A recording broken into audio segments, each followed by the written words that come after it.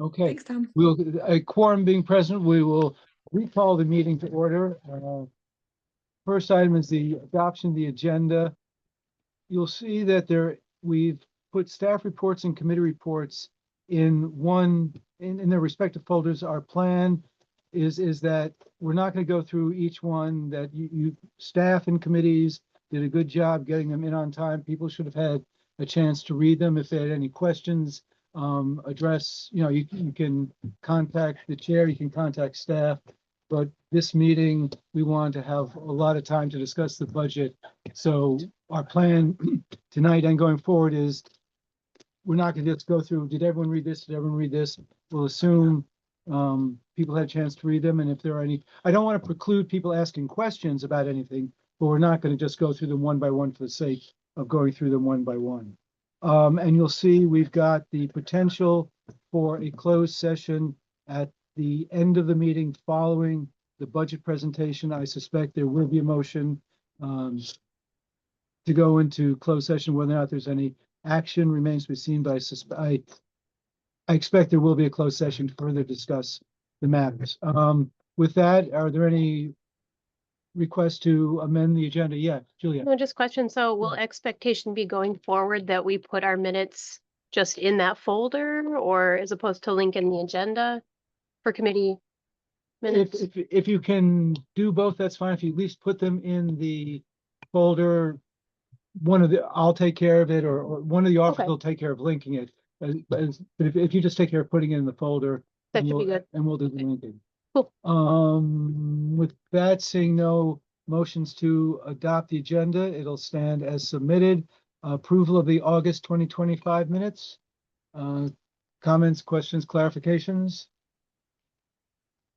None. They will stand as submitted as well. No communications from the public that I'm aware of. Two out of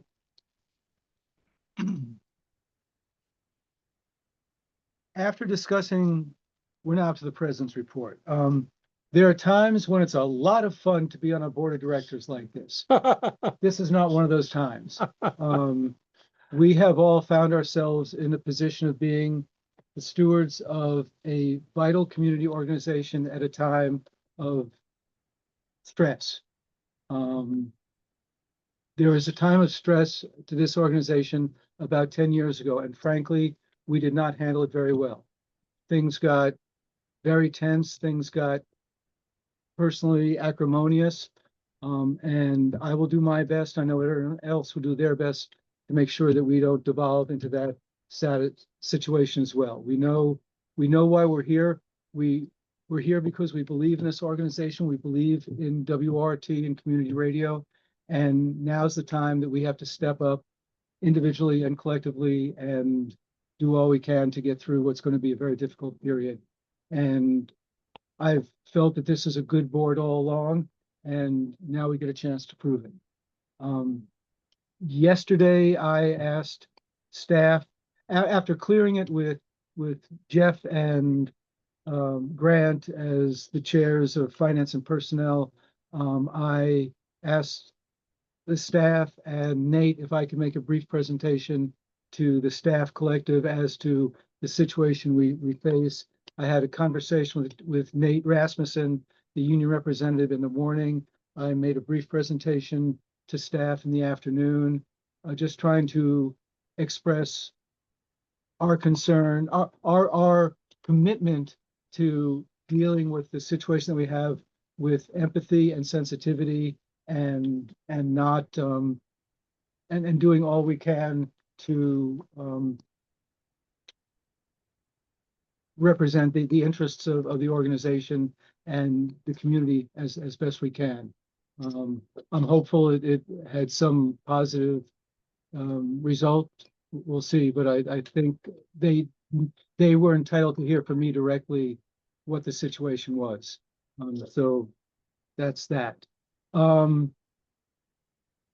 Then moving on to the staff reports, are there any questions or comments regarding, well, first, any questions or comments to me about anything that I just said? Okay. Then moving on to the staff reports, any questions, comments, or Anything else regarding any of the staff reports? I'm not sure exactly why we don't have one from Susan, but the rest. I think was we like- did it was- get oh, one, it's just not It linked. just wasn't linked. We needed I to didn't- link it. I didn't find it, but. I recall reading one, so I believe she, and this is another good example, and I'll confess, I didn't do it when I put my personnel committee report in it, but by emailing it out, because I tend to read them shortly after I get them by email. Oh, I've got If it. we do it that way and put it in the folder, then even if it doesn't get linked, at least we've seen it, Mhm. you know, I have it up. or had the opportunity to see it. I'm gonna put it in the folder right now. Great. Thank you. The reports were all pretty comprehensive. If there are no questions about any of it, we'll go down to the committee reports, and there are some important aspects there. You'll note there were motions both from the finance and the executive committee that relate to the budget. An action of the executive committee stands unless it is reversed or modified by the board. So if you go to we may want to revisit this after Grant's presentation regarding the budget, but you'll see that finance made a motion saying that the committee determines for financial reasons and so on. The collective bargaining agreement refers to the board making such a determination. So the executive committee met virtually and actually, no, we voted by email to approve the motion you see in our minutes. It stands, as I say, unless it is reversed or modified by the board. Perhaps that should wait until Grant's presentation regarding the budget, in which you'd be more informed about why we made that motion.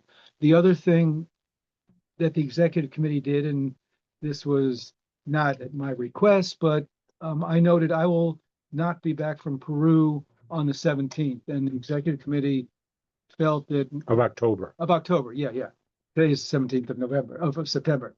I'll still be in Peru at our next board meeting, and the executive committee felt that my presence would be useful at next month's board meeting when we'll have more budget items. If the board agrees, we can move the meeting to the following week if people can meet.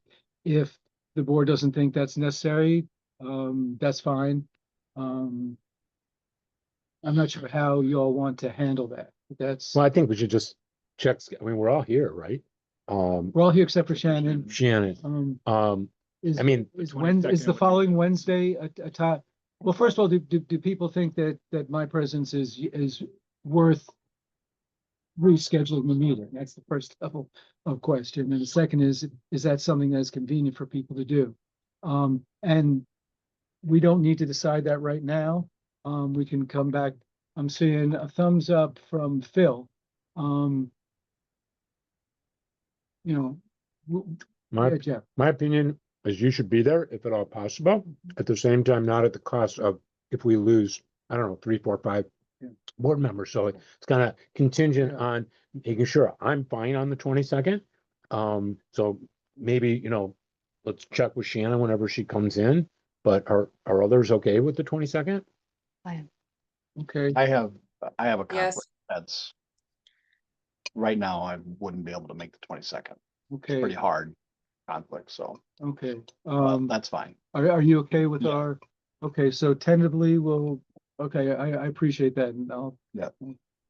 try and bring some value to that meeting. Then moving on, to the other committee actions. Do you want to say anything now or wait till the budget stuff? Yeah, I'll just cover Okay. it. Budget.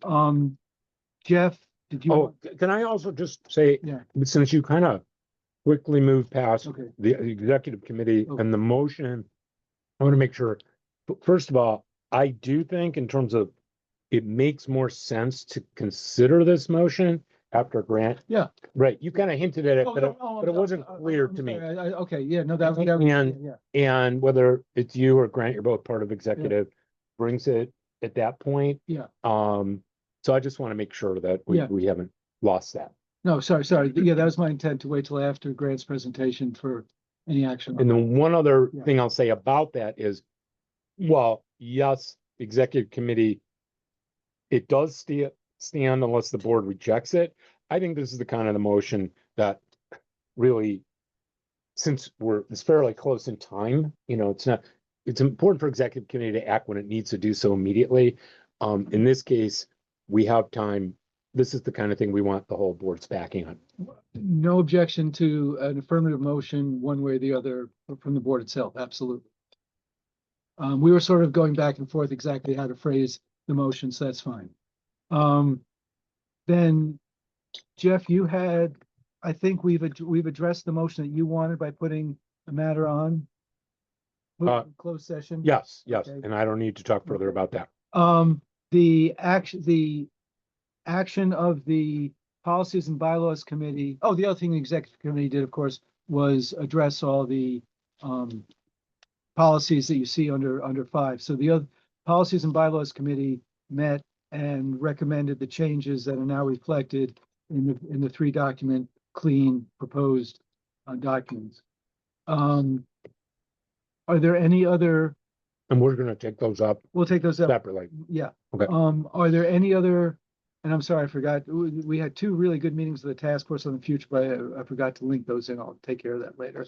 Any other comments or questions regarding any of the other committee or work group reports? Okay, seeing none, then we'll take these policy on committees and this is the second time they've been here, so hopefully people have had a chance to review and reflect on any questions or concerns they have. But the first thing we'll take up is the policy on committees and let's go ahead and open this up. The genesis of this was Grant's review of the statutes, which indicate that committees with delegated authority have to be limited to members of the board. And from under the statute, under chapter 181, the board can delegate authority to committees which are comprised of 3 or more members of the board. So what we've suggested is that the other committees that have been operating, programming, policies and bylaws, elections, programming, policies and bylaws, task force, all those other things become called advisory committees because they don't have delegated authority. They review material, they make recommendations to the board. But just to be in conformity with state statutes, we thought just putting the word advisory would satisfy the statutes. That is the main thing we did. We have any other? Maybe just to clarify the flip side of that, then those committees that do have the delegated authority would be executive, finance, personnel, and elections. And so then for those 4, we would need to update the membership to only be directors. 2 of those, executive and personnel, are already consist solely of directors. We would just need to make appointments to finance and elections to kind of flesh those out. I see the cab in there too. The There's CAB is a an permanent, advisory board. permanent committees and boards is I specified in think the, you're looking at the old version. okay, it is I'm trying to read this track change. Yeah, so if you go back to the one before it, the Okay. clean one. We just left, in case anybody wanted to do their like. I did, because I always like to know what Yeah, was changed. And it was. and there's a, yeah. So at the bottom of this, on the second page also, just noteworthy, there's basically a matrix there. Right, That I then saw kind that. of lays it all out. So those first, the first 4, executive, finance, personnel, and elections, would be the formal committees, and those would be the ones that would need to be only directors as members. The rest of them would be advisory and can stay with the membership that they have. And then I see Doug listed on elections. When we are talking about members, does that include the staff representative to the board? Yes. Which I know Doug Yes. was at the The time. director, I mean, the staff representative is a director. Okay, So I think after the policy proposals, there is another agenda item to consider updating the membership, so we could come back to that once we adopt the policy. So who's the fourth member? I think I started crossing up. No, Right. yeah, Doug has to come off. Yeah, so right now there's only three then left on finance, Yeah. myself, Shannon and Carlos, so we would need a fourth. For sure there per the bylaws, and then elections. We have only Nicole at this point, so I think we need probably at least two additional directors to be on there, and not Doug. Tom, are you okay being on elections since you never have to stand for it? And since I end up doing a lot of it anyway, you know, Can't stand for it. which is fine. Okay, do we have any volunteers or sacrificial lambs who want to be on finance at this time? Quick question Yeah. on finance. Susan was always on this along with Doug. Does that mean that there's no staff representatives on the finance committee then? They wouldn't be finance committee members, but I think the expectations, and I shared this with current members of finance, is that we would definitely want and appreciate and even need staff representatives there to speak to the thing. So it would essentially be like a invited or a guest, or I don't know, there's different ways you can call it, but they wouldn't be members of the committee and they wouldn't vote on the budget or, you know, other things that they'd have to recuse themselves from anyway, essentially. And the other thing that I would like to do is create a kind of we'll have a finance committee group, but then do like a finance committee plus, where anybody that wants to be kept in the loop and, you know, notified of the agendas, all that kind of stuff, that we can still send that out to committee members plus anybody who really wants to sign up for that. That would be my intent. We got a request even at the last meeting that someone would like to kind of be on that mailing list. Transparency is important. Yeah, I don't know how that's gonna go down with the staff because they've been a part of it for so long. I did share it at the finance committee meeting and Susan was there as well and kind of talked through this, so. Okay, Well, let me ask you, Tom. Obviously, a staff. Okay, the only person eligible from staff to be on the finance committee is you. and I want to. so. Problem solved. Yeah, I mean, if you wanted to be on, then we could discuss, okay, you know, there are things you couldn't vote on, there are things you could vote on, but if you don't want to be on it, you're the only staff member eligible. Okay. I just think this seems like a large change that I didn't know the staff knew about it, so, but if Susan was there. then Yeah, I sent it out via email and then had it on as an agenda item at the meeting, talked through it. So I guess I won't say if everybody has a clear understanding of it, but I felt I definitely tried to disclose all of that. And yeah, I think at the end of the day, honestly, I mean, either we're going to be in compliance with the state law or not. If we're going to delegate authority to finance, which we are currently, you know, I don't really think there's much of a workaround for it. It just needs to be directors. But again, if the staff wants representation on it, they need to convince you. I told Doug I was gonna end up hating him tomorrow. And that he'd owe you money too, right? Yep. So okay, so I mean, it's. I will come back on that, and I mean, it's very Yeah, possible. it's okay. Are there any other questions or comments regarding the new draft or proposed WORT policy on committees? Question. Yeah. So is the roster at the bottom here on the subunits, is that considered our source of truth for membership? So like there's a lot of blank spots and errors. There's a couple of errors actually in it as well. Should we correct those Yeah. or? Mhm. Okay, perfect. Okay, sounds good. Well, what corrections do you want to? So I mean, for programming committee, it would add the membership and I can do that. Okay. Meeting schedule as well. Okay. DEI committee, I think that is the incorrect time unless something changed on that. I believe it's 5:30 every first Monday, unless I missed something, but Bill? I can change that though. Okay. Yep, that's all I saw, just glancing at it, but Okay. So subject to clarification and corrections on any particular committee's membership.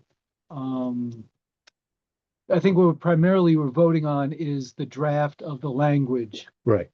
So any questions or comments regarding the draft of the new policy on committees? Seeing none, if we could have a motion, I move. is that Terry? Yeah. Need a second? Second. Okay.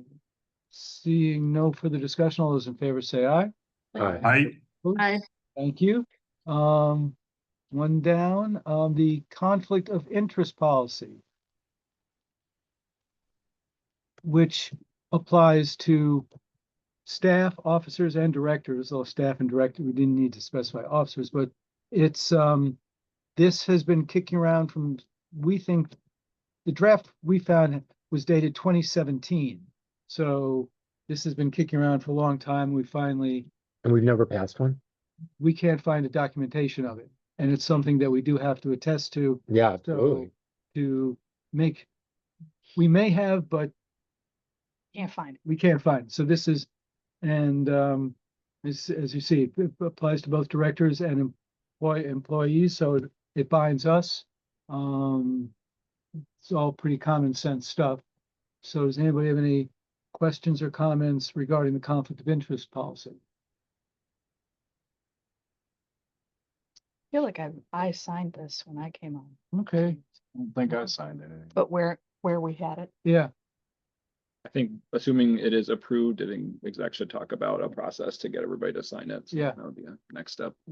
okay, if there are no further if there are no questions or comments, motion to approve. I move to approve the draft conflict of interest policy. Thank you. Second. Second. Who was the second? Carlos.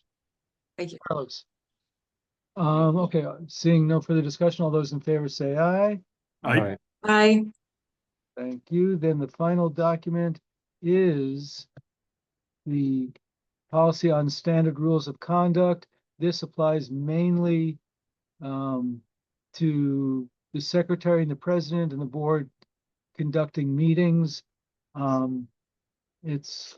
We think it's pretty straightforward, but we needed to clean it up a bit. Nicole as secretary and I as president have reviewed what it assigns to us, and we're comfortable with the level of responsibility. The rest is just pretty common practice. So are there any questions or comments regarding this? Seeing none, a motion? I like this. Let's, I move to accept clean proposed WORT policy on standard rules of conduct. Would you make it approved? I would like to approve it. And a second? I'll take a second. That was Phil. Thank you. Any further discussion? Seeing none, all those in favor say aye. Aye. Aye. Great, thank you. So that's three big things we've cleaned up. Let's skip over the new appointments. Unless there are any appointments that are crying out to be made right now. Well, I guess, so I Oh. think for finance, it would be important. So Okay. there was also a request to consider moving the date of finance. Okay. I think since we've shifted the board meeting back a week, there's probably an opportunity to do that, but I'd like to at least get whoever the new members are going to be to all weigh in. So I Okay, think I would prefer to have at least finance committees settled this evening. well, I want to, how many openings do you have? How many vacancies do you have? We I have think- one, we have Okay, one. I think we need cleared. to give staff and Tom the chance to talk about whether or not they want, because if Tom is willing to serve, even not voting on the budget, I think we have to, I think we need to give staff and Tom a day or two to talk about that. Sure, I think the bylaws require, I believe it's 4 minimum, so I think we can have 5. So I would say, if we've sort of adopted Oh. that policy, if we could get at least a 4th. Oh, And so, then I would say- really, so you've got 2 vacancies.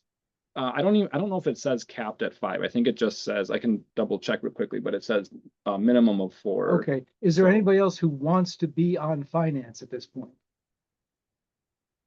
It's such a I'm blast. I'm gonna end up on there anyways. Just do it. Rip the Band-Aid off. I'm willing to be on there, but I might have to step off. I mean, it sounds like. Yeah, I'm willing to be on there. If you Okay, want a fourth board. but so you got Terry and Tom. Well, yeah, I guess I just want to say, be clear also for, like, if whatever membership we have, we're still gonna have quorum requirements. So if people are like worried they may not be able to attend, it probably would be better to not have. I guess what are the times of the meeting? They're typically the Wednesday before the board meeting What at, time? 5 In the evening? in the evening. Yeah. Yep. Cool. Okay, so, Yay, Thank you. thank you. okay, so the board needs to vote on Terry and Tom on the personnel committee, excuse me, on finance committee. Any objection? Couldn't that stand as unanimous consent? Unanimous consent. Okay, thank you, Terry. Thank you, Tom. Mhm. Thank you both. Now then. the Do we main want to bus- just hit elections, or is that, because, I mean, I don't know if there's anything been going on there, but. I don't want to take any time to Okay, talk so about next that. week. Excellent. So the main business of the event, 2026 budget. 2026 budget. All right. I recognize the treasurer. Thank you, President. I'm gonna try and share my screen.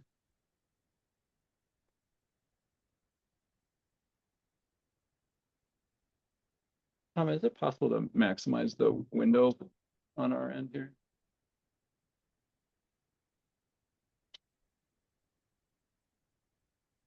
For those of us who are looking on computer, if you just tell us which in your folder that Yep. you're opening, because it'll be easier for me to The just look at my bottom, screen. the WORT financial position. Great, thanks. Mhm. And if you switch, just let us know. I mean, I like that you're sharing also. but- 2015 Oh. tab. Right, 2015 income. So I'm actually gonna start with.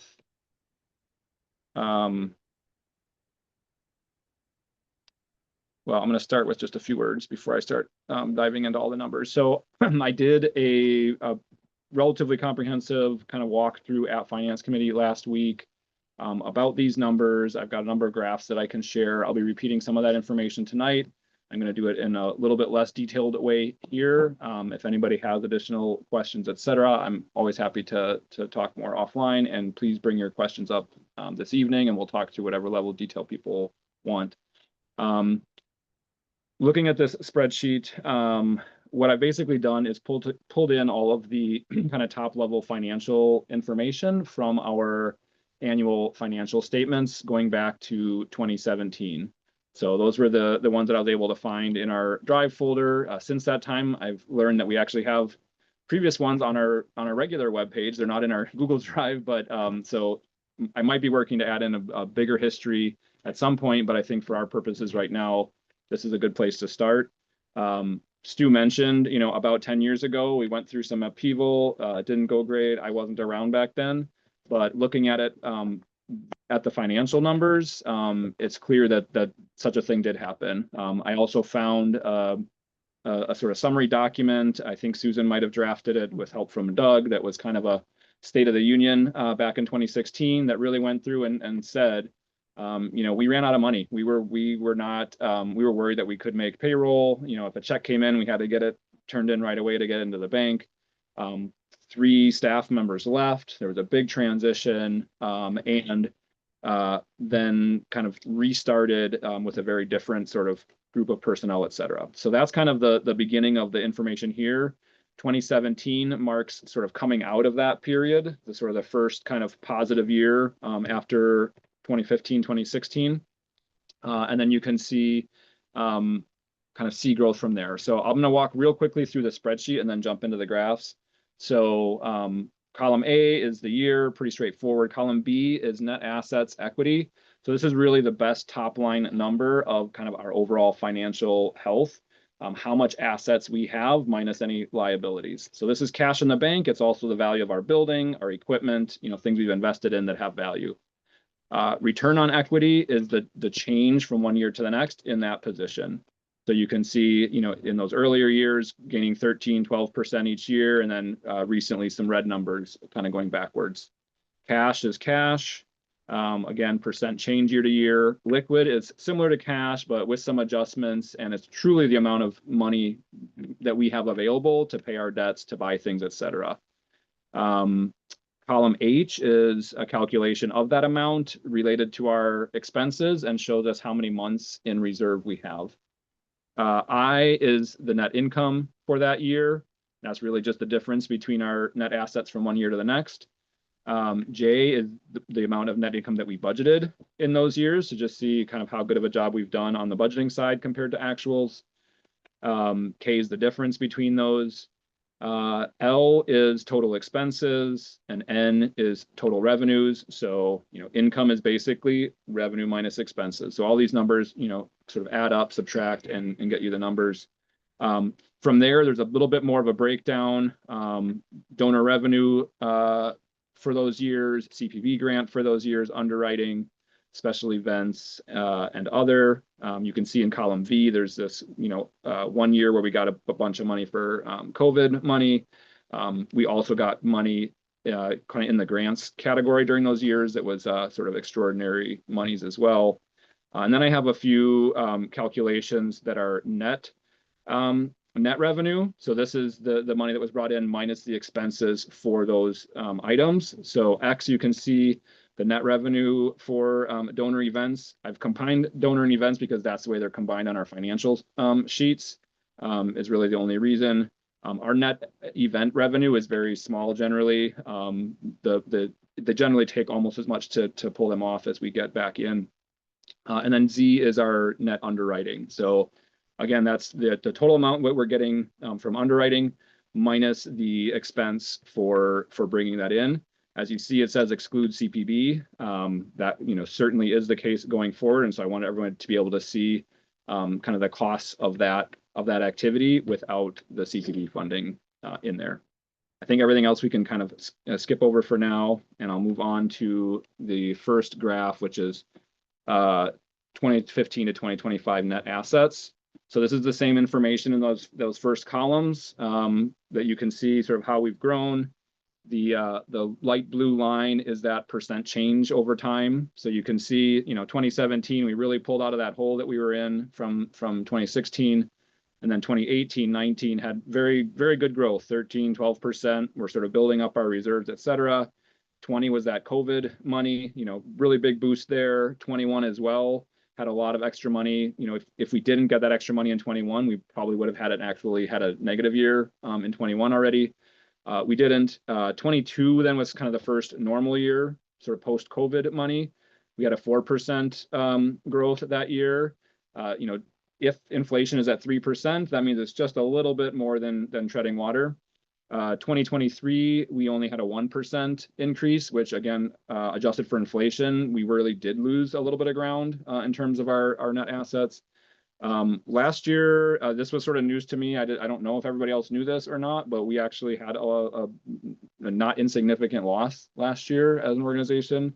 We lost 4% of our net assets last year, and I am still working to get the best projections we can get right now.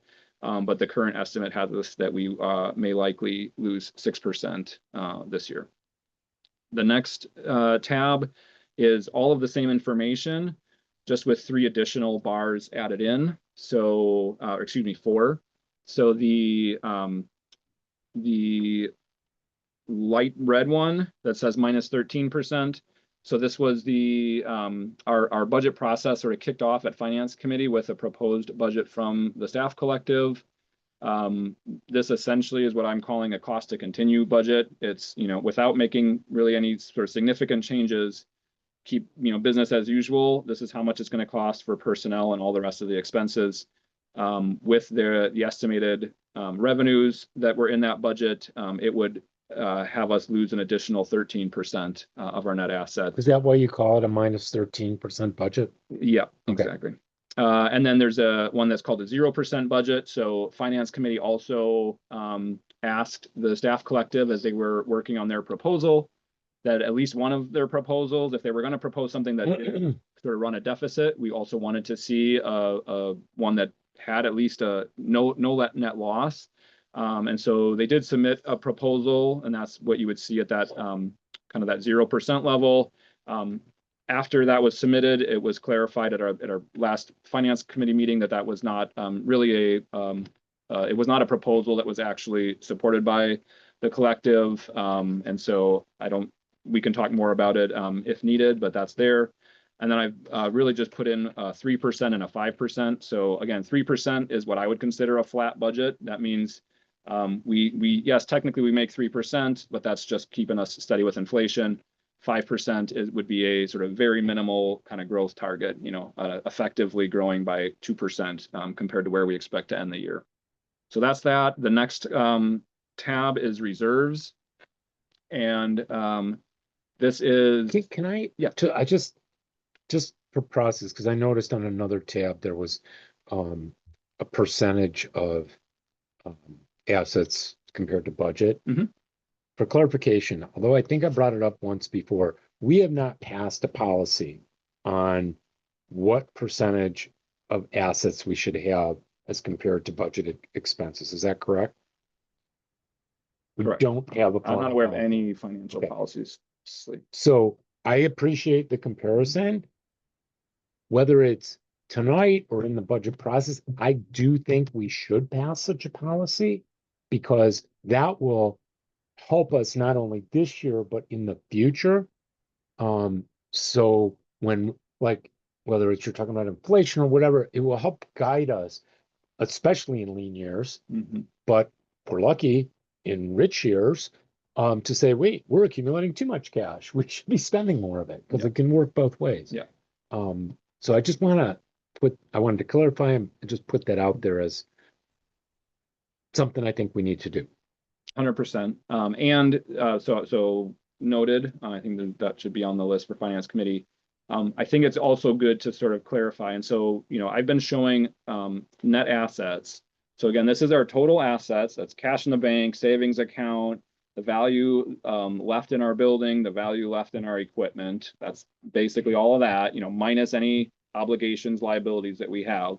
That's that number, which is quite different from the next number, which is reserves. And so I've heard more discussion at the board level, at least, around, how much reserves do we have? We heard in the presentation of our last financial statement, depending on who you ask, you get a number as low as 3 months, 3 to 6 months, 6 to 12 months is another sort of good range. For a business like ours, which has very sort of uneven income, so we get a lot of money twice a year. We don't get the same amount every month.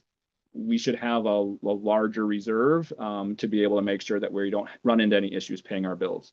But that's really a question of how much money do we keep in sort of cash or cash equivalent accounts. It's not really a great target for how much net assets we should have, right? Because really, the more net assets we have, whether that's investments in the building and great new equipment or cash or savings or, an endowment or whatever, all of that's just going to create more strength and stability and sustainability for the organization. So just want to clarify. So the difference between growing our net assets and then the question of how much cash do we have available. This one called reserves is focused on that latter question. How much liquid reserves do we have? So this kind of shows you on the left is the dollar amount, on the right is the number of months equivalent. So you can see, as things were going good, 2021, that COVID money got us to a very healthy reserves up to almost 10 months of reserves, which still isn't even 12. So it's not like shouldn't be burning a hole in our pocket. That started coming down. Last year ended right around 6 months. That was the audit that we got. With the current projections, we'll be basically at only 4 months of reserved by the end of this year. And then, if we proceeded with sort of a cost to continue budget, we would be getting down to 3 months of reserves only by the end of next year. Gross revenue. Yeah, go ahead. No, sorry. I was just scratching. Okay. Gross revenues. So again, these are gross revenues. They don't account for the expenses that are required to bring those revenues in. But I think it's useful to just see, obviously the blue is the lion's share. That's donor revenue. That's the primary way that we make money as a station. The CPB grant is orange. So you can see that, has been a pretty big chunk historically. And we are, that is essentially zeroed out in our 2026 and all of the 2026 budgets. I think that's probably all that's needed to look at there. The next one is gross revenue minus CPB. Again, same information, just taking that orange block out so we can kind of get a sense of our overall gross revenue picture. Again, as I said, this is gross. So when you see, special events, it's got 70,000 here, 74, 59. The actual net revenue on that side is much, much lower. This is almost to the end of this. So net revenue, this is really just focused on kind of those two big ones, donor and events versus net underwriting without CPB. So you can see blue again is, how much money we're bringing in from donors minus the cost to bring that in. And the red is below the bar because it's a negative number. And so that's essentially coming out of our total net revenues. We're losing money on underwriting compared to how much it costs us to make that happen. The next one, copy of net revenue, is again the same information, just a different view. So blue is donor and events, red is underwriting, and the yellow is kind of what's left over after the two are combined. So that's the sort of big picture view about our financial situation. I think the story probably mostly sort of tells itself. We've had a very good run for the last close to 8 or 9 years. We really started kind of leveling off. I don't have in here the information about how our staff complement has changed over time, but obviously we've added positions at different moments, and there's pretty good correlation. 2/3 of our budget is personnel expenses. So there's certainly a dynamic of growing, adding staff, and at some point our expenses really started to eclipse the money that we were bringing in, even before the loss of CPB funds. We saw that for sure last year. We really saw it in 2023 with that 1% growth. It was much stronger in 2024, losing 4%.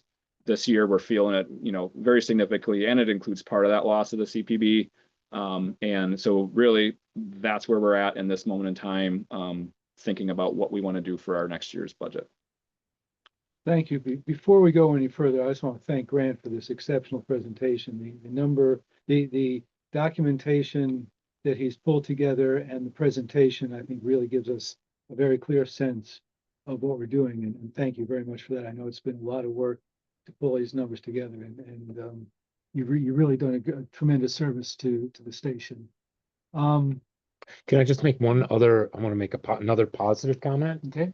So despite the challenges here, we are looking at a record amount of donor contributions. So our listeners are backing us, and we need to, even, we're in crisis, so to speak, financially, but it's not because our listeners are abandoning us or whatever. I mean, CPB loss, obviously a big deal. We've got to figure out ways to balance and improve our budget, but it's not in the absence of actually some really good news. So don't want to lose that. We've had the Trump bump for a couple of pledge drives, but I just want to point out that we're entering an election year, and when people allocate their disposable income, electing people to some extent is going to be a serious competition to preserving community radio. But yes, we've got our listeners, and Susan has done a tremendous job, and our listeners have stepped up big time. Absolutely. But I would there are limits. Right. I think I agree on both sides. I am just showing here the donor revenue. Again, that is kind of that really sort of makes it or breaks it in a way for us, just highlighting how that has sort of grown over time.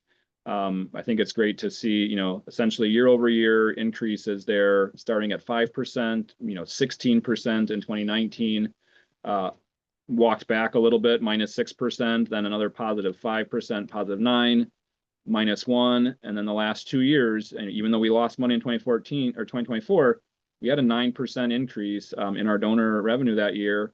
And we are projecting an 8% increase over that number again.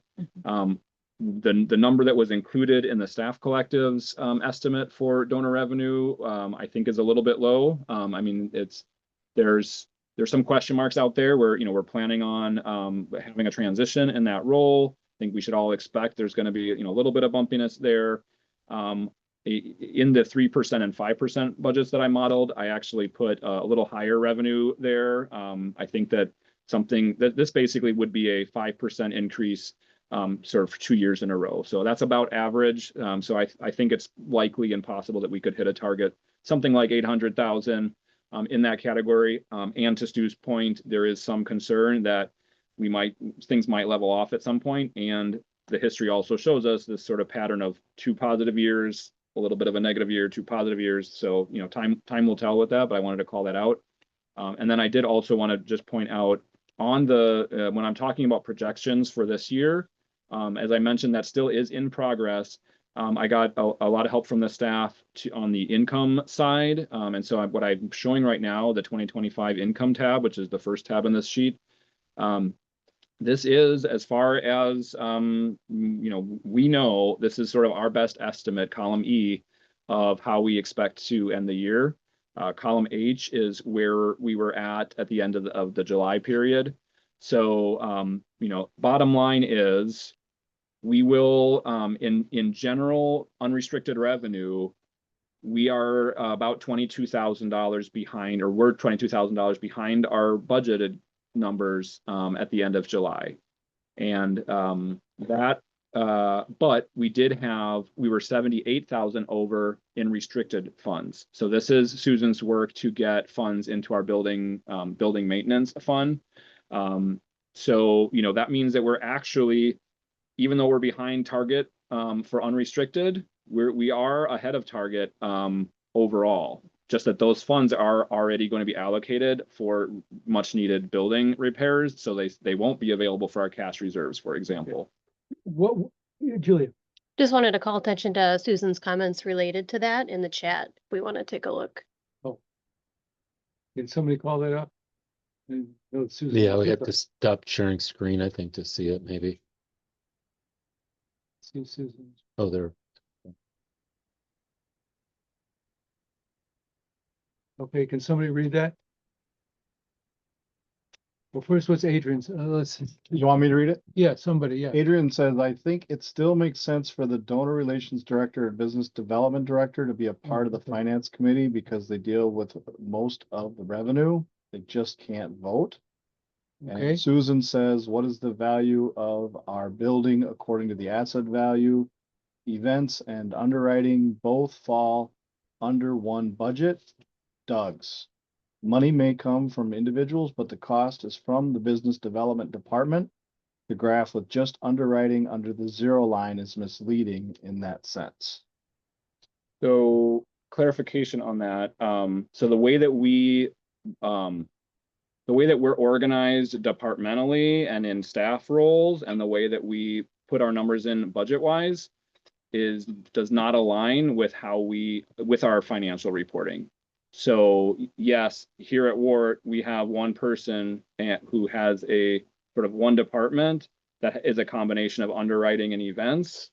In our actual financial reports, events, revenue, and expenses are combined with the donor side. So that's why it's represented that way, because that's the way that we're actually, that's the way that we're calculating those numbers on our financial statements. It's actually one of the big challenges with understanding if we're on track on the budget or not, is that we have this misalignment, and it's something that I'd like to take a look at moving forward to get that. She says, but it makes the costs wrong. Susan too.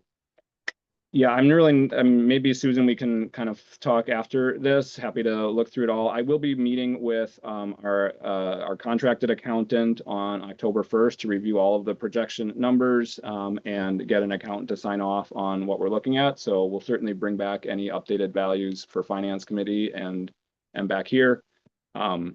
Just trying to finish out this 2025 income tab. You know, I've heard from a few folks. I mean, I thought we were doing really great with donations. How can we be behind? You can see again, we're behind in a few different ways. Most notably is the CPB grant. So this was a big surprise to me. My understanding was that we received the full 2025 amount. It would be available in the 2025 budget, that we would not have a hole. That turns out to not be the case. So we will be $96,000 behind in income because of that, because of not getting another CPB grant in November. That kind of wipes out a lot of the positive gains that we're expecting. 23,000 in unrestricted plus 90 in restricted funds from Susan's, and then we are expecting to be 27,000 short in underwriting and 24,000 short in special events by the end of the year as well. So Grant, what does it mean in line 38E? What does it mean to have a negative $136,000 in that line? What are the practical implications of that? So that would mean, and so we budgeted to be basically neutral. I think maybe we were budgeting for like $2,000 in net income in the adopted budget for this year. If we're $136,000 short on income and our expenses are right on target, we would be $136,000 in the hole overall. I am working with staff right now to try and validate our expense side of the equation. I think it's very unlikely that we're going to be on the positive side related to expenses. And I think there's a decent chance that we could also be over in expenses. So then we would add that to this number, and that would be the sort of the total amount that we're kind of falling behind. Again, the 90,000 does offset that in our net asset picture, because assuming that we spend that on these building repairs, we will actually still have that value in our net asset. So if we spend $100,000 on a roof, we will add that money to the value of our building, and then every year we'll expense out a portion of that until we've used it all up, until that value is gone. So it's a little bit complicated, but we're certainly well behind where we thought we would be. But it will reduce by 136,000 our cash on hand? Yes. And does that then translate to the reserve? Correct. Changing. Yep. So the 2025 number goes down to 3 months? I mean, if, Yeah, 4, 3, okay, depending. Yeah. okay. I just want to quickly, I don't know if you want to read those first. But The next change between Susan and Phil. Yeah, Susan, so- if costs are wrong, is it in terms of a positive or negative outcome? Are things better, in your opinion, or worse? And Susan is answering, adding the income to my department without adding the costs to Doug's department. It's making events look much better than they are. That's a misunderstanding of what the data is showing. Unless you added Doug's salary to the events calculation. Yeah, all of the net numbers again are from the financial statements, and it is allocating employee costs. That's how we get a negative number. It's basically saying because we're saying I spent this many hours on underwriting and grant writing, and there's a cost to that. There's a wage cost, there's a benefits cost. All of that goes in as a cost, and all of the revenue goes in as revenue. The number that I'm showing you includes that for both categories. Special events are not in the category with underwriting and grants because that's not how they're combined on the financial statements. Instead, they're combined with donor. I would like to get us a clean report about net income from events. I don't have that right now. It's going to take some working, but I expect we will likely be able to have that for finance committee. But again, at least in recent years, we're looking at net income of maybe $10,000, where it looks like 60 or 70 is coming in, but we're spending 50 or 60, and sort of left with maybe something around 10,000 as net income for events. yeah, I was going to say anecdotally, just in reading Doug's reports, we make little to no money on special events, sometimes losing money. And those values that Doug gives us they're just literally money in, money out without including the staff time on it and in staff budget. So it's pretty clear that for a while, special events at best has been breaking even and more likely losing money. There's another message from Susan right there. It says, we do have separate income / expense figures for every event. The information is in QuickBooks. It's just a matter of getting it out. So there's a lot of things that ideally we would have kind of already. We're playing catch up a little bit. So all of that's in progress. I appreciate the help that everyone's, pitching in there. And I would like to start our budget process like late spring, early summer next year, realistically. And I also would like to get our financial report. I would like to get our budget built into QuickBooks on a monthly basis. It's kind of like that right now, but there's enough things that are off that makes it very difficult when you look at the reports. There's always something that's off a lot, and there's always some rationale or explanation. We can and should get to a place where we have very clean books, and we can know in January, are we on track? Are we slipping? In February, how are we at? In March? And my intent will be at finance to be watching those very carefully every month going forward. Any further questions of Grant on any of these numbers? Thank you, Grant. I will echo what Stu said. This is kind of the best and most thorough financial reporting, certainly since I've been on the board. So do I. As a new board member, it's been a really amazing map to understand, where we are. And talking with Grant, I learned that he spent 100 hours doing this. Doesn't surprise me. It's a lot. For me particularly, has been really helpful. Any other questions or comments regarding where we're at? Are we ready? I would like to just run through real quickly the kind of timeline that's in front of us, just to situate everybody. I'll share that as well.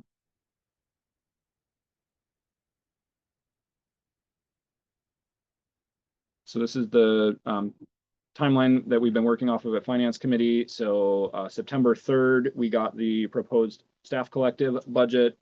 Finance reviewed that at our 9/10 meeting last week. We're right now tonight at the 9/17 September board meeting, where I am giving you all the budget process and timeline update. There are a number of pieces of information that we've requested from staff, that Finance Committee has requested from staff.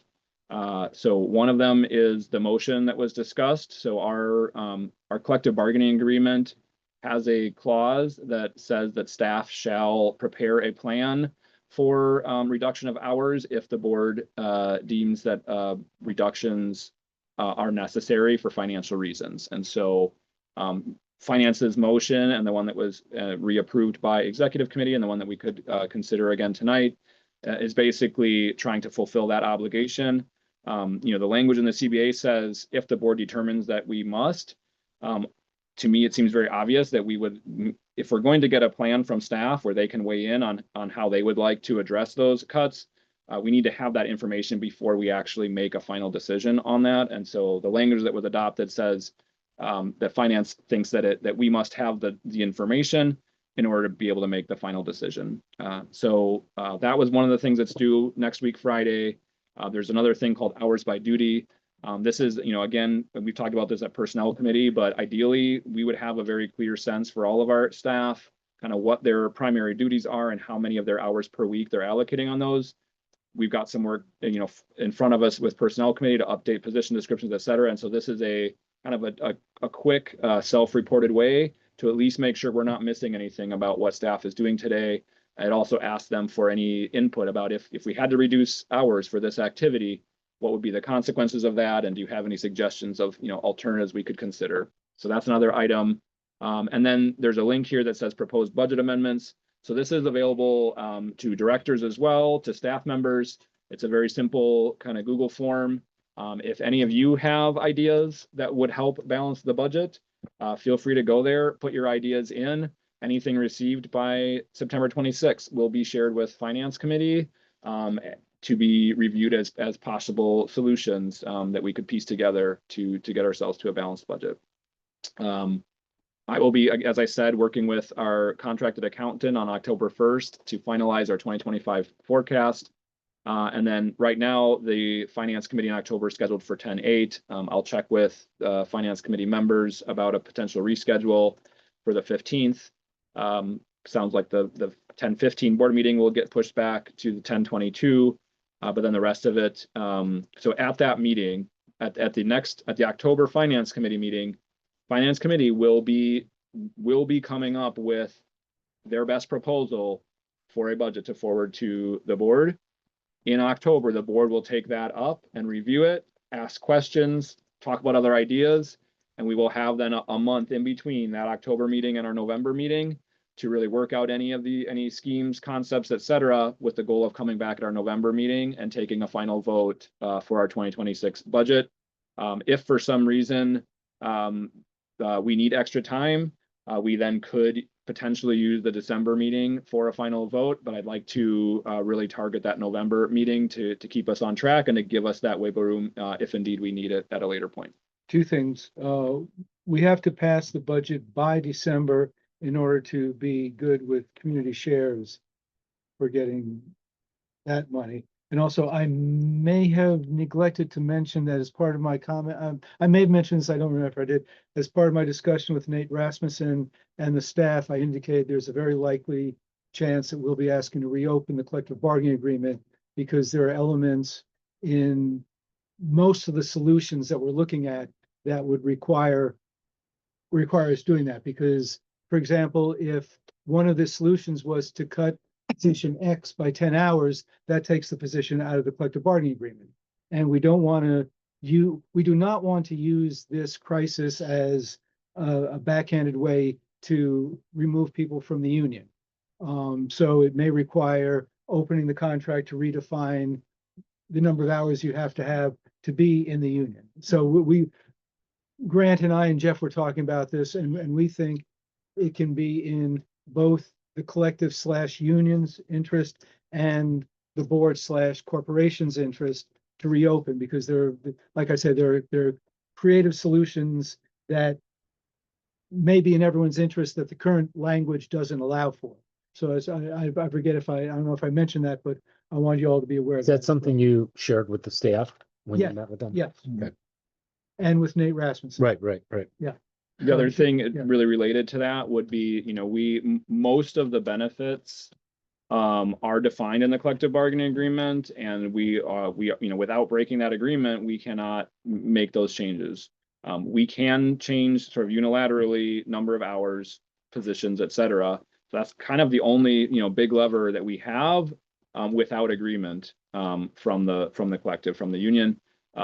Another thing is, we are on the hook for 100% of health insurance costs, but we have discretion as to what plan we're covering. So that's another sort of lever that is in the control of the board. I'm getting information around healthcare options so that that's also available. If the staff collective has recommendations that they say, for example, we would prefer to forego bonuses in order to save some staff hours, that's something that would have to be formally approved as an addendum or as a change in that collective bargaining agreement.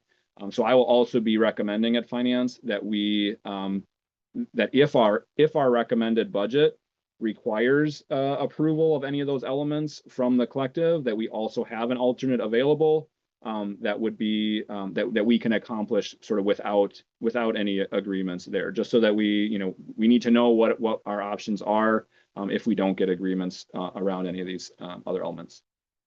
It looks like Phil and question. Susan have their hands up. Yeah, Phil, then Susan. Yeah, I guess my main question is regarding reductions in staff time as membership of the staff collective. I'm just wondering if that opens up the possibility of adding to the collective some of the staff who are working 30+ hours a week, but for whatever reason do not qualify as part of the staff collective. And that's off the topic of tonight, so I just wanted to sort of raise that question. The collective bargaining agreement currently defines full-time employees as 40 hours and says all full-time employees are in the collective, and only full-time employees are in the collective. Many of the potential solutions to our problem involve doing something with hours that can, I'm not sure what your actual question was, but let's just say there are solutions that will benefit all parties, which can only be accomplished if we reopen and negotiate new terms regarding definition of employees. Definition of full-time, definition of members of the collective. I think that's what Phil was asking. And that could result in some of our current, as defined by our current contract, part-timers who are not part of the collective, in theory, no decisions being made here, becoming defined as full-time and or however we write it up, becoming members of the collective, theoretically. Just interesting note that according to the FCC, full-time employee is 32 hours a week. Right, So- because it's one of the federal bars. Hmm. Whereas in Wisconsin, employers can define what full-time means. Right. So it's always been weird to me, but Yeah, it's like, well, what's the real thing? Well, the real thing is what the employer defines, Well, but in this But case, it's- it's but it's sorry. widely accepted that there are different standards that the government uses to count full-time employees. Right, but what's important here isn't actually government or anything, it's the CBA. Yeah. Okay, so I mean, we could decide 5 hours a week is full-time, we could, Right. and when I say we, I mean the board and the union. We could decide it's 50 hours. Right. Any of that, because it's the definition of full-time that results in a number of other things. And it's not a legal definition outside of the CBA, it's fully inside the CBA, therefore it's fungible. Susan,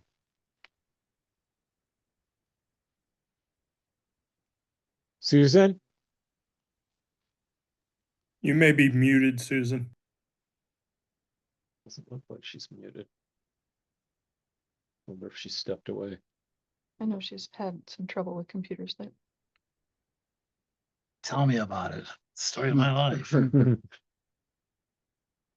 Susan, can you hear us? Susan, can you hear us? I have a quick timeline question while we see if Susan Yeah. can jump in. I'm confused with, it looks like our goal is to pass the budget at the November 19th meeting. Yeah. So I'm confused with the December deadline, because it looks like unless we miss that goal, we're, December is the deadline for adopting a budget to get right with community shares. but our So that's our plan is to fallback. do it in Our November. plan is to do it in November with Okay. a fallback to December. Fallback, If got it. if things go sideways. Okay, all right. Susan, you there? Susan did share via email that there may be some updates in that they might even accept it into January. So there may be some shifting on the CSW side.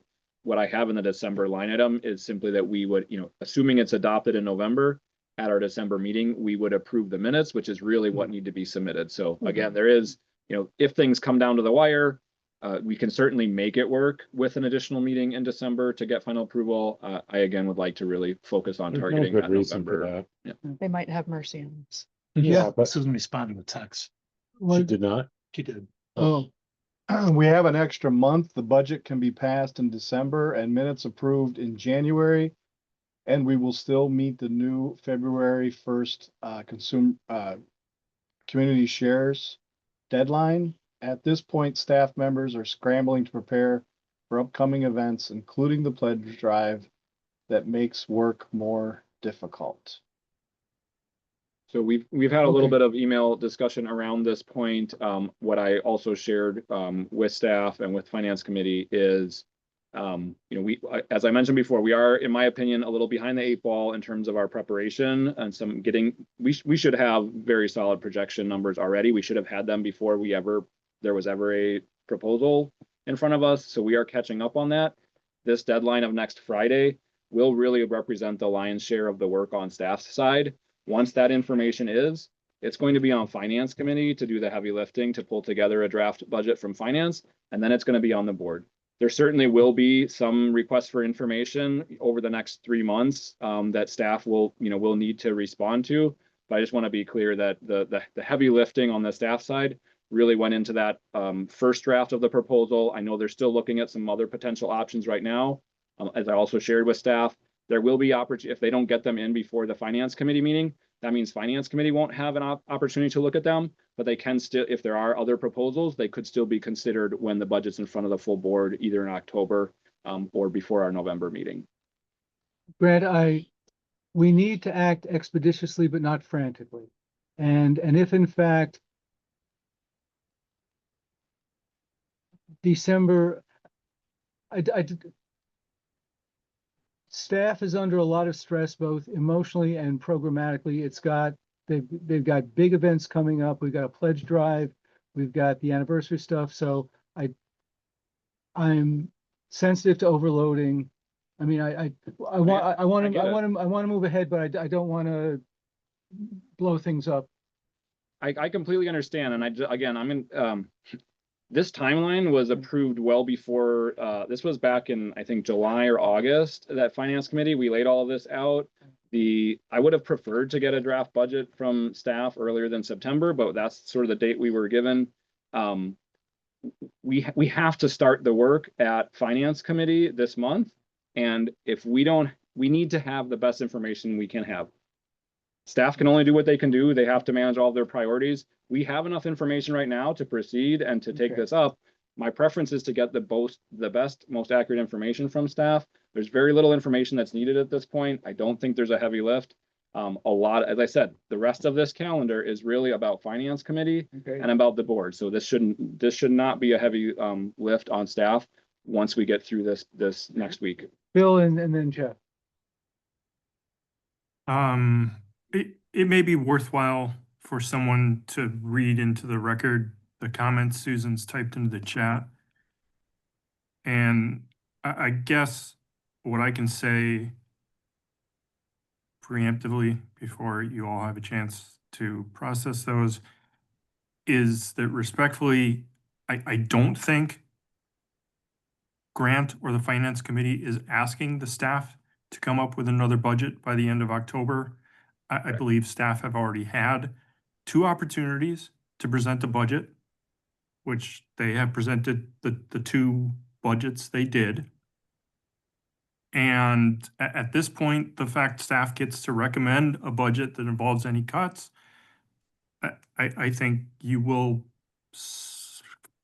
correct me if I'm wrong, Grant, but I absolutely believe the staff will be presented with any budget and the opportunity to say, we agree with this or we disagree with this, and the board will then take that into consideration. Yeah, yes, Phil, I would concur with what you're saying. And yes, I also believe there have been ample opportunities. We did the motion from finance was really giving, in my opinion, another opportunity, another sort of whack at it. The board actually has no obligation to wait any amount of time. If the staff collective also has no requirement to actually do it. I mean, the CBA says they shall, but there's no penalty. There's nothing that, happens if they do it. They could very well not meet that deadline or choose that they don't want to put something forward, that it's too stressful to have to try and, I mean, this is very, very difficult work. And to ask people, colleagues to sort of make choices about whose hours are going to get cut. I mean, it's kind of a terrible ask. But it's required in the collective bargaining agreement. So I don't think that giving more time is going to make that process any easier. And in fact, if we continue to move forward, the best opportunity for staff to give input is going to be once they see information that's shared out. Here's where we're at right now. Here's what finance is proposing. Here's what the board is talking about. And throughout the entire process, staff will be able to give input. Let me go back to Phil's first comment. Other than reading them into the record, is there a way to preserve the chat? Copy and paste. Okay, can you do that before we close it out? Yep. Okay. Yes, Jeff. Regarding the timing of the budget, I actually agree with Susan's comments. I'm not so worried about community shares. But of much greater concern is our actual expense layout starting January 1st. And that's, if we weren't in a financial crisis, then whether or not I mean, I don't ever love passing a budget after it's the date it's supposed to start. I don't think it's good practice, period. But if we weren't in a financial crisis, that's not as big a deal. But if we're going to actually have changes in our expense line, which appears to be what we have to do, they need to start not later than January 1st, I think. And now, arguably, it's the whole budget year, and they could theoretically start after January 1st, but they have to apply then. I don't have any problem with the idea, and I like the way Grant described it as the goal of getting it past in November with a fallback in December. That does leave us breathing room. I do not like the idea of a fallback being January for the reasons I just described. Yeah, the other thing I think I'd like everybody to consider is, I think Jeff raised the question at my first board meeting, I think it was July, about the CPB funding and said, hold on a second, don't we normally get a big chunk in November? And does that mean we're going to be short this year? That was a specific question on the finance committee meeting that followed that meeting.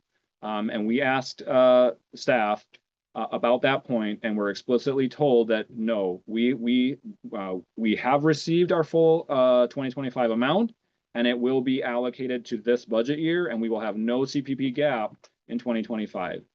I did not seek to verify that information at the time, but that led finance committee to say, okay, we don't need to have an emergency meeting. We don't need to be talking about measures that we might take immediately.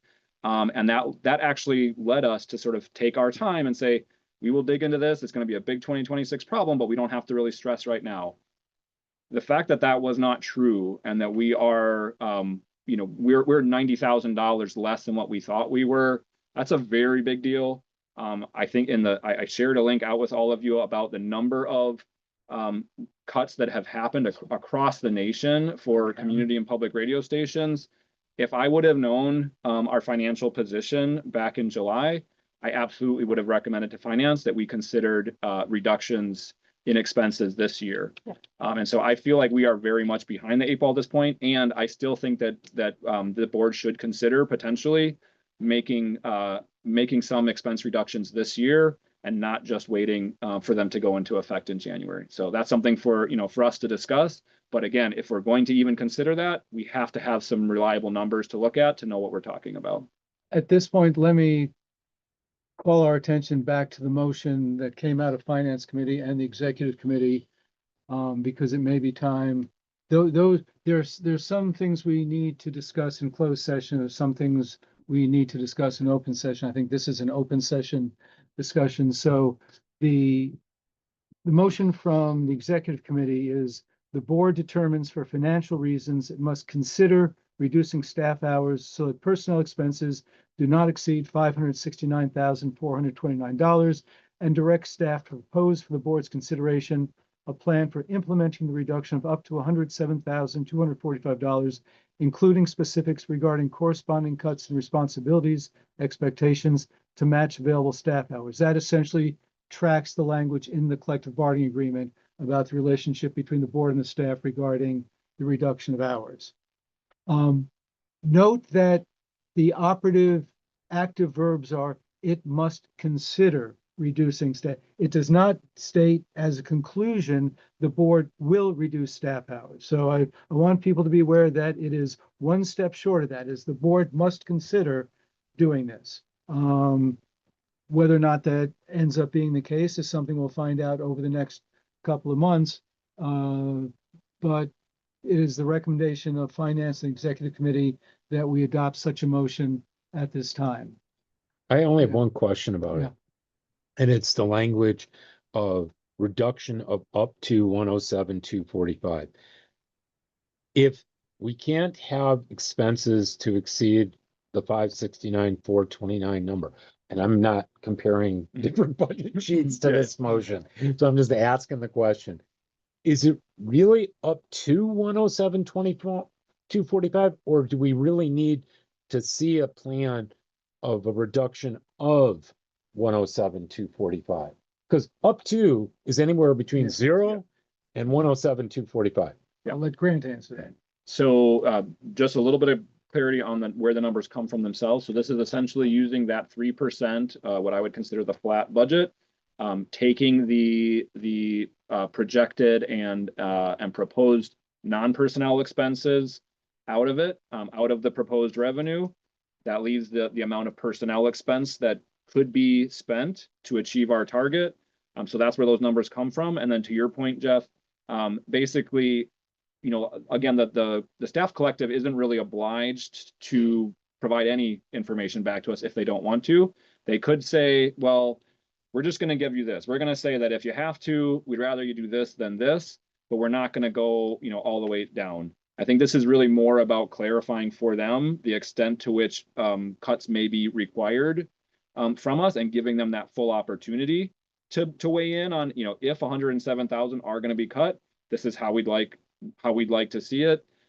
So that was the reason we used the up to number. And so are we, based on what you just said, are we directing them or are we requesting them?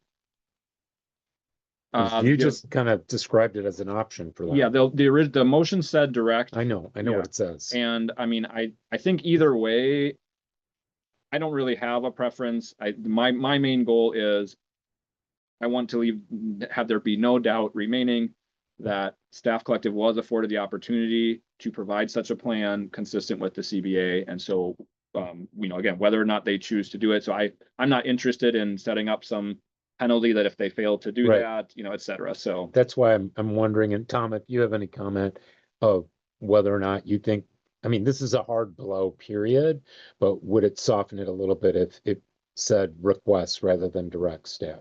Most definitely, because I have no idea how we will be going about doing this. you Right. know, so- I'll accept that as a friendly amendment. If you want to change, that's fine. And in response to Susan's question, Susan, no, you cannot vote on the finance committee because only directors may vote on committees. Only directors under the state statute, committees with delegated authority can only consist of directors. And that's why Tom is going to serve on the finance committee. You can be present for the discussion and participate in the discussion, but you do not have, no other staff member other than the director staff member can vote on committees with delegated authority. maybe just one clarification on that with the conflict of interest policy, anyone that has a conflict of interest, meaning this is about set my salary, actually are not allowed to participate in the discussion. They can make a statement, you know, to the body, but then whether they're a member or not, they're not sort of participating in the discussion. Thank you. Due to that. Susan has one other question that I actually think is very valid. Okay. So every budget figures in inflation numbers for expenses, for example, salaries, they're going up. And so she's wondering whether we're double counting when we add another three, like you said, a flat budget is really a 3% gain. And I'm honestly also confused about that. I mean, I do get it in terms of liquid reserves. We need 3% more liquid reserves in order to essentially have the same percentage of budgeted expenses to, you know, if that's our goal. But again, don't have a policy yet on that. Yeah. But we don't need to have a 3% higher kind of budgeted surplus in order to keep up with inflation on our expenses, because the increased expenses, health insurance, staff salaries, to the extent that it was calculated, extra costs of other goods, subscriptions, et cetera, are already in there. Yep. So I just pulled up, you know, this again, just for that sort of point of reference. So it is true that our budgeted expenses generally and hopefully are including that expected inflation amount.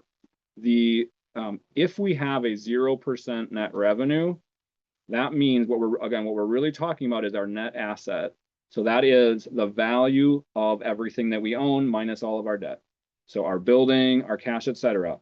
If we keep that number exactly the same year after year after year after year, 10 years in the future, 20 years in the future, our net value is going down because of inflation. So if we still have $130 or $130,000 of value in our building, in 20 years, $130,000 is not going to get you very much. It's not going to allow us to borrow against it if we need to. the $500,000 we have in cash reserves or $200,000, it means something this year. It's going to mean less next year and the year after. So it absolutely is, it is a loss of position if you have a 0% net revenue from one year to the next. And I'll just also say, the board has the board could pass a budget. We don't have to pass a balanced budget. Right. We don't have to pass a 3%, a 0%, a 5%. We could pass a minus 20%. So it doesn't really control us. I'm simply saying that I believe that what I would consider a flat budget is a minimum of 3% net income. I don't think that's even, to be honest, I don't think that's a good target. I think that there's a lot of reasons why we should be budgeting to have some small growth, which would be more like a 5%. But obviously this is a very, very dramatic situation. We're going to do the best we can to shore things up. I think when it comes down to it, it's also not going to be a very clean, like, it's not about hitting that dollar number perfectly. And there's going to be incremental things that we're going to decide to implement or not. And so we may find ourselves slightly over the 3% target that looks like a good place to stop. Maybe we need to dip below that a little bit. So to me, I think it's a good place to start as a target. Full discretion will be with finance and with the board about if we want to hit that amount or if we want to go below or above it. Quick comment.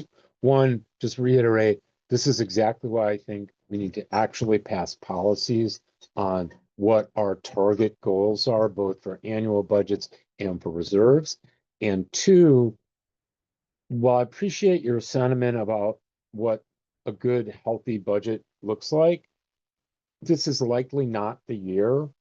I mean, I don't want us to see us lose money, but a year when we got hit, I'm gonna just say it, even though we probably saw it coming once Trump was elected, but essentially not expecting to lose 100% of our CPP money is not necessarily the year to also project a surplus in our budget.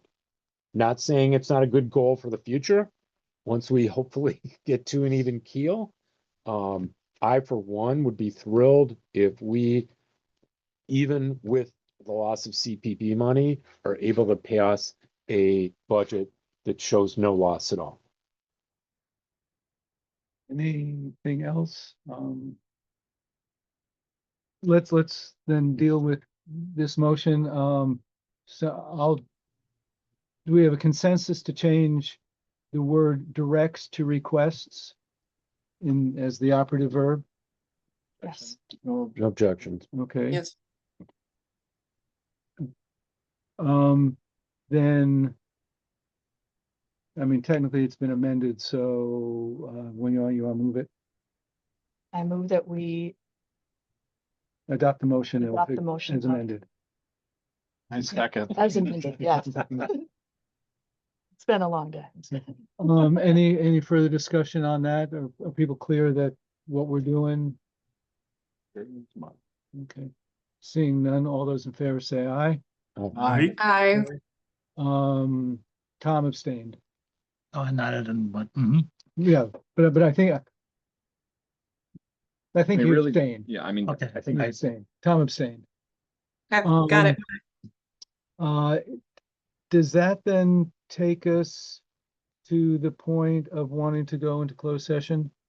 Think so, unless there's something else on the agenda, which I don't see. I'll just say, as to close all of that out, if anybody's left with any questions, you're looking at stuff later, please reach out. I will do everything I can to get you answers to your questions. Okay, so is there a motion to go into closed session? So moved. Second. And is for the purpose of consideration of matters related to employment, promotion, and compensation. And Tom is copying before we lose the video. You anticipated what I was about to say. Quite over. I'm in awe of your thought. That's about all I can say right now. Oh, If I was gonna come to any board meeting, this Yeah. was the one to. okay. Thanks for Well, attending. thanks for coming. Is that your water pump? I'm afraid so. There's always some. Thanks.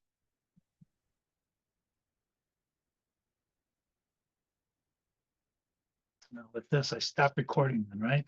Yeah. Next. And then Says you're still recording. I think we should wait. Terry, I'm guessing was just taking a bathroom break. Yeah, There we go. So we'll I'll wait. just wait. Yeah. And I honestly can't remember. Does the staff rep stay no, during? not. the- for- I not didn't for think this. No, so. no, no, Okay. no, no. I wasn't sure if Tom was familiar with that or Yeah. not. Okay. Yeah. Stopped.